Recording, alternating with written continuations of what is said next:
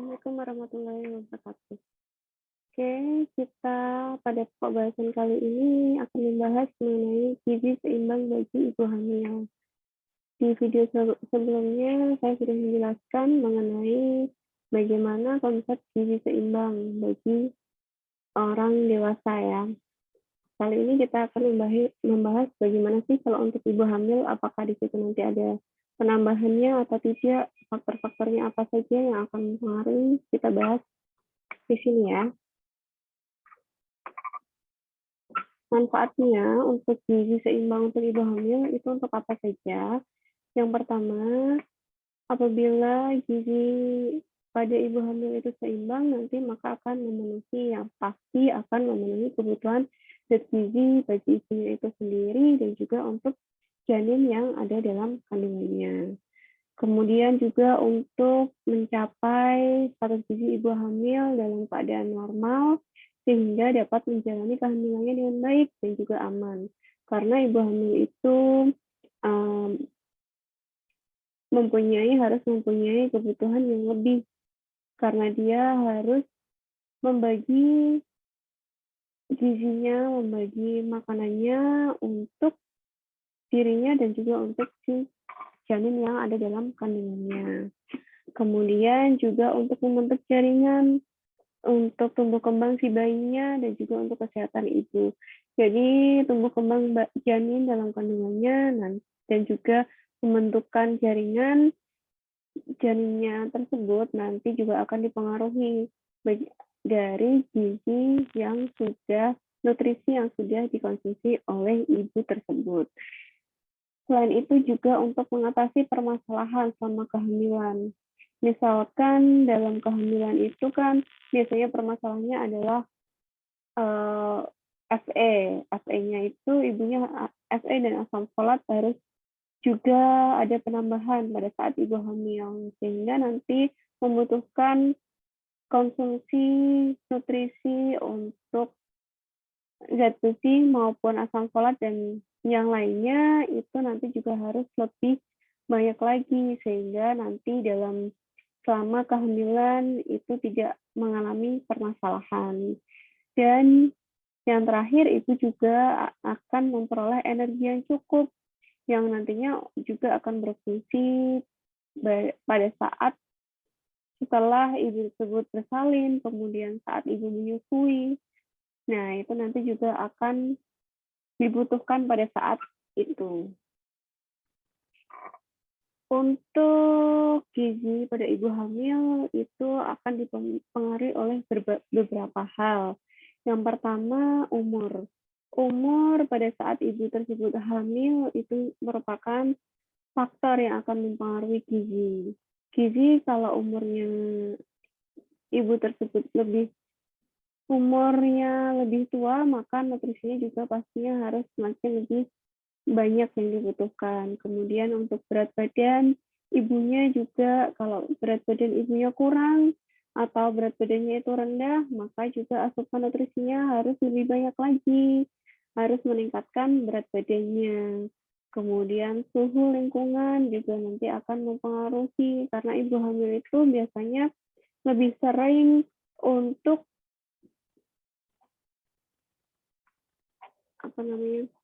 lebih sering untuk berkeringat ya, sehingga ibu hamil itu membutuhkan suhu lingkungan yang sejuk.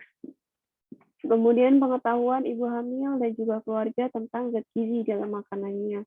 Nah, pengetahuan ini akan sangat berpengaruh terhadap bagaimana ibu hamil tersebut dalam mencukupi kebutuhan nutrisinya.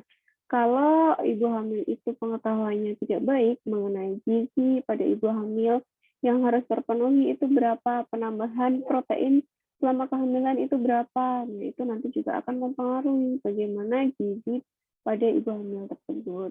Kemudian status kesehatan. Status kesehatan pada saat ibu hamil harus benar-benar dijaga agar pertumbuhan dan perkembangan janinnya itu akan baik ya.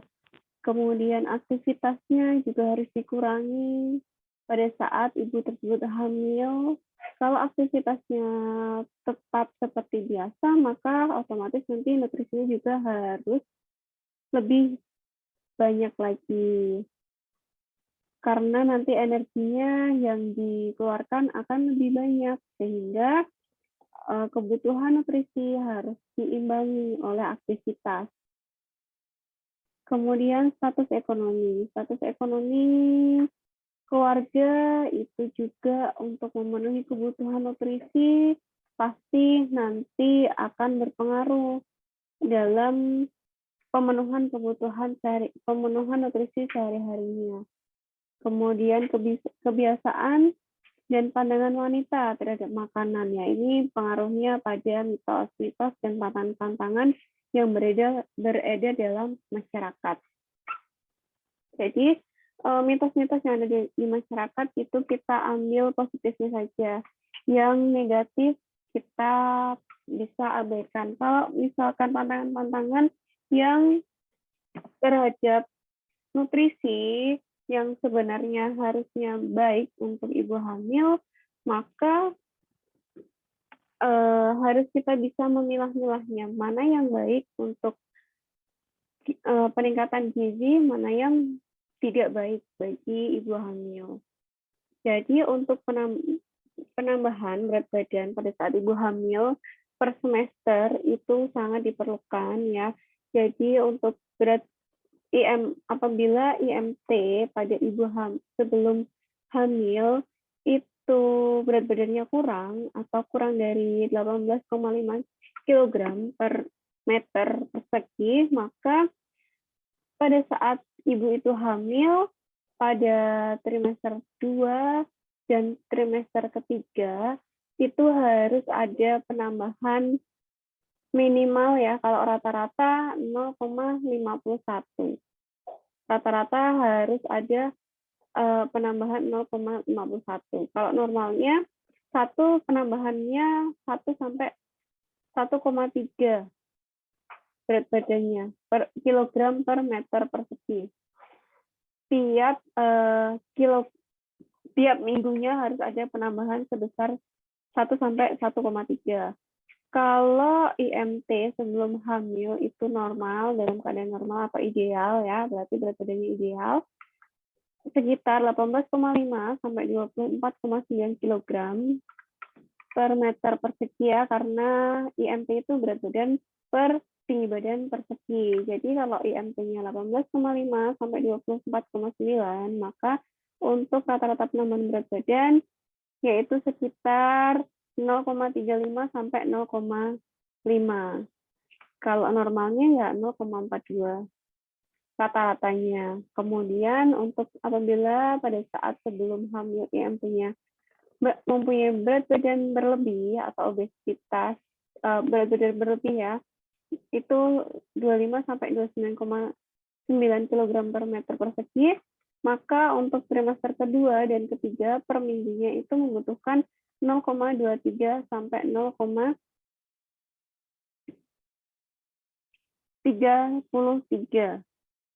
kg tiap minggunya.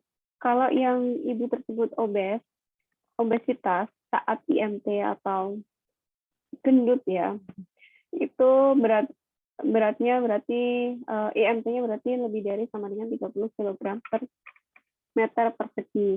Itu tiap semesternya untuk TM2 dan 3 rata-rata harus ada penambahan 0,17 sampai 0,27. Jadi untuk nilai tengahnya, untuk rata-ratanya penambahannya adalah 0,22. Jadi penambahan berat badan ini yang harus tercapai oleh ibu tiap semesternya, ibu hamil tiap semesternya, itu harus dilihat terlebih dahulu dari IMT sebelum hamil. Kalau tadi kalau berat badannya kurang ya penambahannya tiap semester, tiap minggunya harus lebih banyak ya. Kita lihat di sini rata-rata penambahan berat badannya akan lebih banyak dibandingkan dengan ibu yang mempunyai obesitas. Ini penambahan tiap semesternya atau per minggunya ya, itu lebih sedikit daripada yang ibu hamil yang mempunyai IMT kurang. Jadi total anjuran penambahan berat badan selama kehamilan, kalau tadi itu kan untuk trimester 2 dan trimester 3 untuk setiap minggunya. Kalau ini adalah total penambahan berat badan seluruhnya dari TM1 sampai TM3. Apabila tadi berat badannya kurang, itu maka penambahan berat badan saat hamil harus mencapai 12,5 sampai 18. Kalau normal, ya hanya membutuhkan 11,5 sampai 16.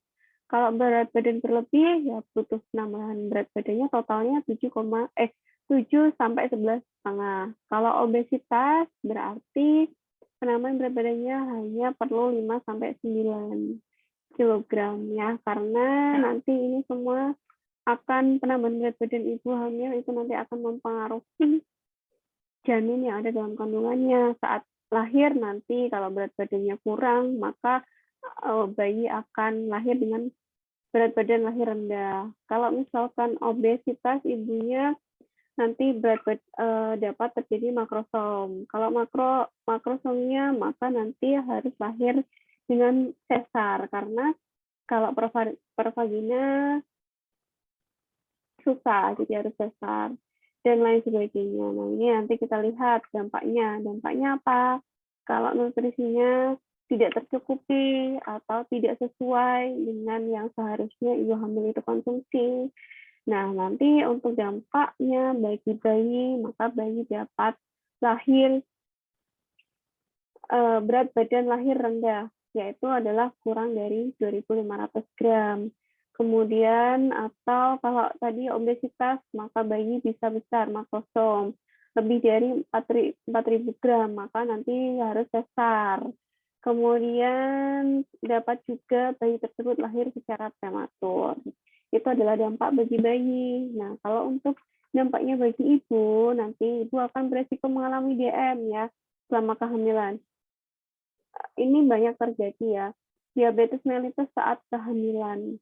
Itu banyak terjadi apabila ibu tidak dapat mengatur nutrisi, gizi seimbang, tidak bisa atau tidak tahu mengenai gizi yang seharusnya dikonsumsi, yang seharusnya terpenuhi selama kehamilan. Itu dapat beresiko terjadinya diabetes mellitus selama kehamilan. Kemudian dapat juga preeklamsi. Nah, otomatis kalau preeklamsi nanti ditakutkan bisa menyebabkan eklamsi dan dampak yang paling fatal adalah dapat menyebabkan kematian. Dan ibu melahirkan SC apabila tadi berat bayi lahir besar, taksiran berat janinnya itu lebih dari 4.000 gram, maka otomatis nanti dokter obgyn akan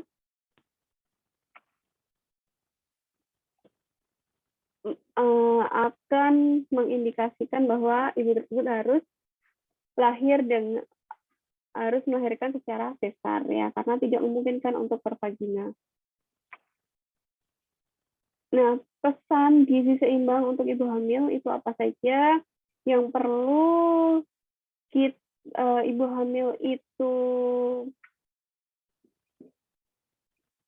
perhatikan. Yang pertama, ibu hamil harus mengkonsumsi aneka ragam pangan lebih banyak, jadi harus bervariasi ya, karena nanti berguna untuk memenuhi kebutuhan energinya, kebutuhan proteinnya, dan juga vitamin, serta juga untuk mineralnya sebagai pemeliharaan, sebagai pertumbuhan dan juga perkembangan janinnya, dan juga nanti untuk cadangan pada masa-masa menyusui. Ya, jadi konsumsi aneka ragam pangan, jangan monoton itu aja. Kalau sekarang stop, nanti besok diganti sayur bayam, besoknya lagi sayur asam-asam, dan lain sebagainya. Jadi harus beraneka ragam, harus seimbang juga ya antara karbohidrat yang harus diperlukan berapa, proteinnya berapa, zat besi berapa, dan lain sebagainya. Kemudian juga pada saat ibu hamil harus membatasi makanan yang mengandung garam yang tinggi. Tujuannya apa? Kenapa ibu hamil itu harus membatasi? untuk konsumsi garam yang tinggi untuk mencegah terjadinya hipertensi, karena nanti apabila ibu tersebut mengalami hipertensi maka nanti akan meningkatkan resiko kematian pada janin. Kemudian juga bisa beresiko terjadinya pelepasan plasenta dan juga akan terjadi gangguan pertumbuhan pada janin yang dikandungnya. Kemudian yang ketiga, ibu hamil harus minum air lebih banyak, air putih yang lebih banyak. Jadi air putih itu lebih baik daripada teh, kopi yang mengandung kafein atau mengandung soda ya. Jadi perbanyaklah minum air putih. Karena dengan minum air putih yang banyak maka dapat mendukung sirkulasi janin, kemudian produksi cairan amnion dan juga nanti akan bisa untuk meningkatkan volume darah. Kemudian dapat mengatur keseimbangan asam basa tubuh dan mengatur suhu tubuh ibu. Jadi agar suhu tubuh ibu tidak meningkat, maka konsumsilah banyak minum air putih. Kalau untuk ibu hamil itu asupan air putihnya, air minumnya itu 2-3 liter per hari atau sekitar 8-12 gelas per hari. Kemudian pesan yang lainnya adalah harus membatasi minum kopi. Ibu hamil harus batasi kopi karena dalam kopi itu ada kandungan kafein yang nantinya akan dapat meningkatkan frekuensi pada saat ibu tersebut BAK atau buang air kecil. Ya, kalau buang air kecilnya itu frekuensinya itu lebih sering, maka nanti itu bisa berakibat dehidrasi. Kemudian juga bisa tekanan darahnya meningkat dan detak jantung ibu itu juga akan meningkat. Jadi paling banyak yang boleh dipakai yang boleh dikonsumsi oleh ibu hamil itu paling banyak adalah 2 cangkir kopi per hari. Tidak boleh lebih dari itu ya. Nah, apalagi hal-hal yang perlu diperhatikan pada ibu hamil dalam mengatur menu makanan selama hamil. Jadi yang perlu diperhatikan itu yang pertama harus menghindari mengkonsumsi makanan kaleng ya seperti sarden. Kemudian makanan manis yang berlebihan juga harus dikurangi, harus dihindari. Susu berlemak dan makanan yang sudah tidak segar. Kemudian ibu hamil juga sebaiknya harus makan yang teratur, sedikitnya 3 kali sehari ya. Kalau ibu hamil biasanya kalau trimester awal itu sering mual muntah. Maka untuk menghindari hal tersebut, maka makanlah sedikit-sedikit tapi sering ya, lebih dari 3 kali sehari, tapi makannya adalah sedikit-sedikit tapi sering ya. Kemudian hidangan yang tersusun dari bahan makanan yang bergizi. Jadi dilihat apakah makanan tersebut bergizi atau tidak. Jangan untuk ibu hamil asal-asalan untuk konsumsi makanan sehari-harinya. Kemudian pergunakan makanan beraneka ragam makanan yang ada. Jadi harus ganti-ganti. Kalau sekarang sumber proteinnya hewani misalkan tempe, ya nanti tahu, besoknya lagi ayam, besoknya lagi ikan, dan besoknya lagi daging, dan lain sebagainya. Seperti itu terus ya. Jadi harus beraneka ragam makanan. Kemudian pilihlah makanan yang segar, bahan-bahan makanan yang masih segar. Jangan yang frozen atau sekarang ibu-ibu sekarang itu lebih suka untuk stok makanan yang frozen, yang cepat saji, sehingga makanan tersebut tidak segar lagi ya, karena sudah disimpan berhari-hari di freezer. Kemudian kurangilah bahan makanan yang banyak mengandung gas ya. Contohnya apa ya? Misalkan seperti sawi, kol, atau kobis ya. Nah, itu harus dikurangi. Yang mengandung gas itu harus dikurangi. Kemudian juga harus mengurangi bumbu-bumbu yang merangsang, misalkan seperti pedas, santan, ya santan kental itu harus dikurangi. Bukannya tidak boleh, tapi harus dikurangi ya. Dan harus menghindari, yang pasti harus dihindari merokok dan juga minum minuman keras, karena itu nanti akan sangat berefek terhadap janin yang akan dikandungnya ya, janin yang dikandungnya. Jadi pada dasarnya menu makanan pada ibu hamil itu sebenarnya tidak banyak berbeda ya dari menu sebelum hamil. Hanya saja porsinya yang lebih banyak. Oleh karena itu diharapkan nanti pada saat ibu hamil itu tidak ada kesulitan dalam pengaturan menu selama kehamilan.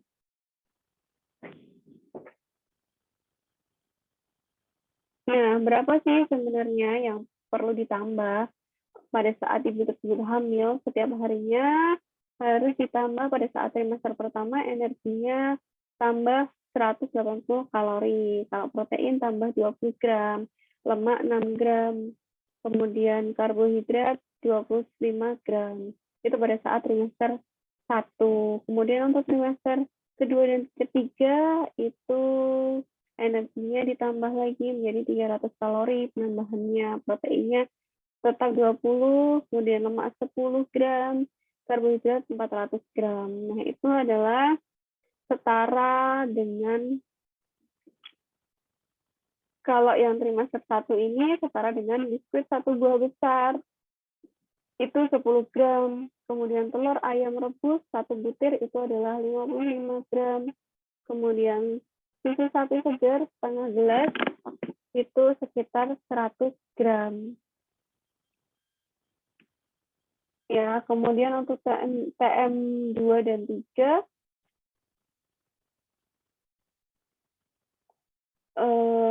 setara dengan 1 mangkok bubur kacang hijau yang terdiri dari, kalau kacang hijau itu 5 sendok makan sebesar 500 gram, kemudian santan 1/4 gelas itu mengandung 500 atau setara dengan 500 gram, dan juga gula merah 1 sendok makan itu sebanyak 13 gram. Dan juga telur ayam, misalkan telur ayam rebus 1 butir itu sama saja di situ kandungannya adalah 55 gram. Nah, jadi untuk sekali makan, kalau untuk sekali makan itu takarannya untuk nasi atau pengganti nasi yang sumbernya karbohidrat ya, misalkan roti, kemudian kentang yang bersumber karbohidrat itu beratnya adalah 200 gram, setara dengan 1 piring. Kalau lauk pauk hewani, misalkan ayam, daging, ikan, yang beratnya 400 gram itu setara dengan, kalau ikan 1/3 ekor sedang, ayam 1 potong sedang, daging 2 potong kecil. Kemudian kalau lauk nabatinya misalkan seperti tempe, tahu, kacang-kacangan. Nah, itu beratnya untuk tempe 50 gram, tahu 100 gram, kacang-kacangan 25 gram. Nah, itu setara dengan kalau tempe 2 potong sedang, kalau tahu 2 potong sedang, kalau kacang-kacangan adalah 2 sendok makan. Kemudian untuk sayuran beratnya adalah 100 gram, setara dengan 1 gelas, atau 1 piring, atau 1 mangkok. Itu setelah masak ya, setelah masak kemudian harus ditiriskan. Kemudian buah-buahan beratnya yang dibutuhkan 1 kali makan 100 gram, setara dengan 2/4 potong sedang. Kemudian bahan makanan yang dianjurkan dikonsumsi. Apa saja sih bahan makanannya yang boleh?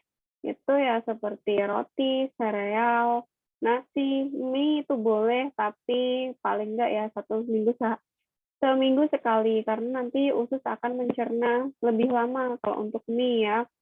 Nah, itu dalam sehari boleh mengkonsumsi sampai 6 piring per porsi. Kemudian sayuran 3 mangkok, buah 4 potong, susu, yogurt, dan atau keju itu 2 gelas. Kemudian daging ayam, ikan, telur, kacang-kacangan itu 3 potong. Lemak, minyak 5 sendok teh. Kemudian kalau gula perharinya dalam sehari bolehnya 2 sendok makan, ya sehingga nanti ibu tidak terlalu banyak mengkonsumsi makanan-makanan yang manis-manis, sehingga harus dibatasi juga untuk konsumsi gulanya. Kemudian untuk kebutuhan makan pada ibu hamil per hari, itu jenis makanannya sumber zat tenaga itu didapatkan dari karbohidrat, jumlah yang dibutuhkan itu adalah 110 porsi nasi atau pengganti. Terus 2 sendok makan gula dan 4 sendok makan minyak goreng. Nah, itu adalah untuk yang karbohidrat.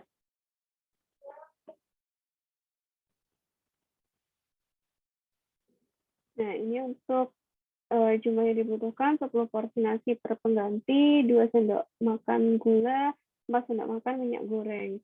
Kemudian sumber zat pembangun dan mineral. Itu bisa bersumber dari protein dan juga vitamin. Ya, kalau 7 porsi itu bisa terdiri dari 2 potong ikan atau daging, itu masing-masing sebesar 50 gram ya per potongnya. Kemudian bisa divariasi dengan 3 potong tempe atau tahu yang masing-masing potong adalah 50 sampai 75 gram. Kemudian 1 porsi kacang hijau atau merah atau kacang merah ya, itu adalah untuk zat gizi yang zat gizi, protein, dan vitaminnya. Kemudian untuk sumber zat pengatur ibu hamil bisa dapatkan dari vitamin dan mineral. Itu kalau 7 porsi itu bisa dikombinasi 4 porsi sayuran yang berwarna hijau ya, sayur-sayuran berwarna hijau, itu masing-masing porsi 100 gram, kemudian porsi buah-buahan, 3 porsi buah-buahan, setiap porsinya 100 gram, kemudian kalau untuk susu sebagai karbohidrat, di situ kalau susu ada karbohidratnya, ada lemaknya, ada protein, ada vitamin, dan juga mineral, itu jumlah yang dibutuhkan adalah 2-3 gelas.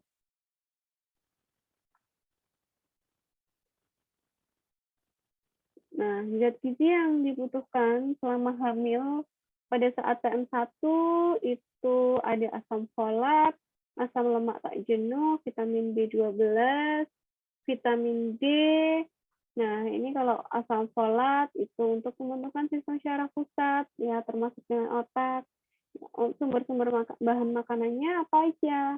Ya, sayuran berwarna hijau, kemudian tempe, sereal, kacang-kacangan yang sudah ditambahkan dengan asam folat. Kemudian kalau asam lemak tak jenuh, itu fungsinya untuk tumbuh kembang sistem syaraf pusat dan juga otak bagi bayi ya, bagi janin yang ada dalam kandungannya. Bahan makanannya apa saja? Ikan laut ya, misalnya seperti ikan tenggiri, ikan kembung, ikan tuna, ikan tongkol, dan lain sebagainya. Kemudian untuk vitamin B12 fungsinya untuk perkembangan sel janin ya, bahan makanannya bisa didapatkan dari hasil ternak, hasil produk olahan dari hasil ternak tersebut ya. Kemudian bisa juga dari produk olahan kacang kedelai, misalkan seperti tempe, tahu, telur, daging ayam, keju, susu. Jadi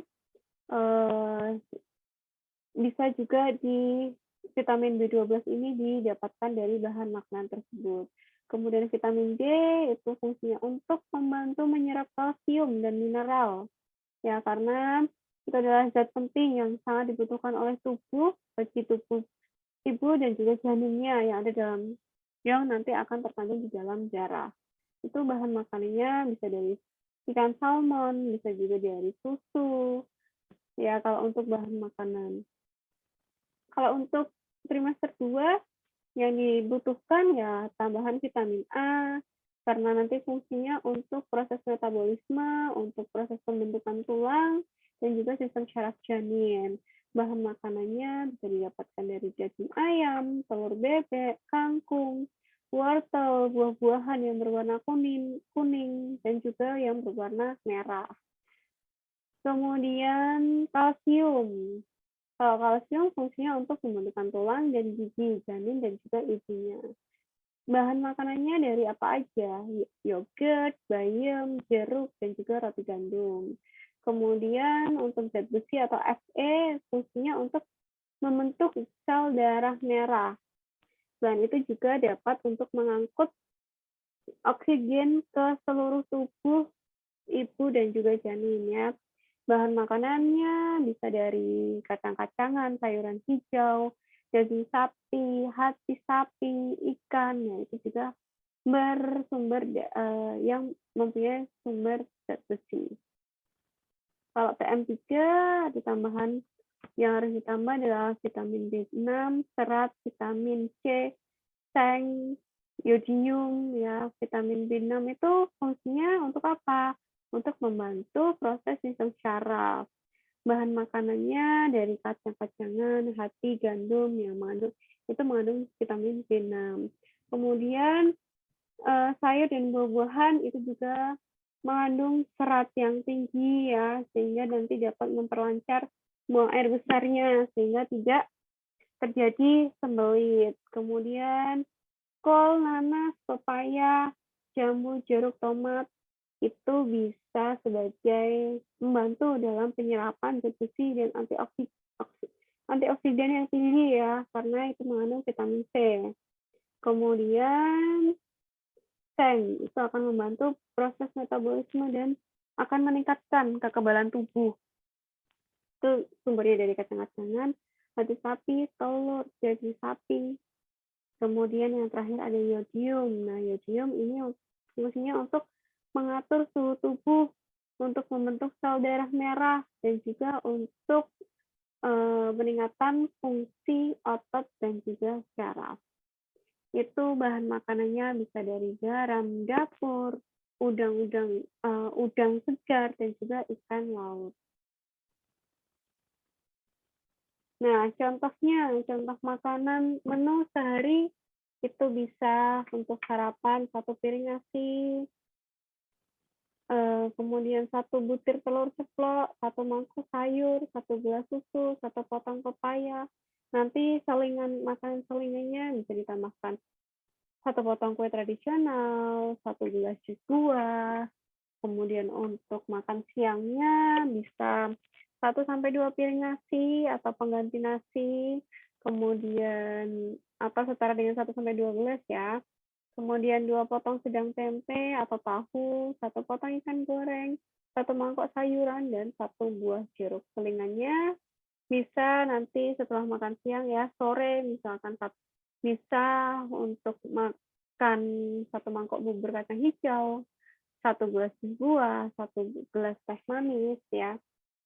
Kemudian untuk makan malamnya bisa 1-2 piring nasi atau pengganti nasi, kemudian 2 potong sedang tempe atau tahu, 1 potong semur daging, 1 mangkok sayuran, dan 1 buah apel. Ya, kalau ibu hamil makanya jangan terlalu malam, sehingga mungkin sebelum Isya harus sudah makan malam, sehingga nanti malamnya tidak perlu makan lagi. Kemudian contoh menu makanan dalam sehari bagi ibu hamil. Ini ada bahan makanannya nasi, perharinya 5+1 porsi. Kemudian ada sayur 3 mangkok, buahnya 4 potong. Jenisnya kalau untuk makan pagi nasi 1,5 porsi, kemudian tempe 2 potong sedang, kemudian sayur 1 mangkok dan 1 potong sedang. Ini contoh makanan yang lainnya ya. Tadi adalah contoh menu sehari. Kemudian ini juga ada contoh menu lainnya, sehingga harus nanti yang pasti harus penambahan berat badan, penambahan zat gizi yang harus terpenuhi dalam ibu hamil dalam sekali makan.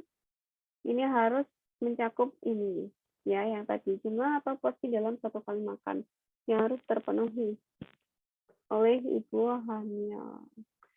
Kemudian untuk maksimal penambahan berat badan untuk ibu hamil ya, totalnya yang pasti harus maksimal Ya, ini ada patokannya. Kalau yang berat badan IMT sebelum hamil normal ya harus maksimal penambahannya segini, 11,5 sampai 16 seperti itu.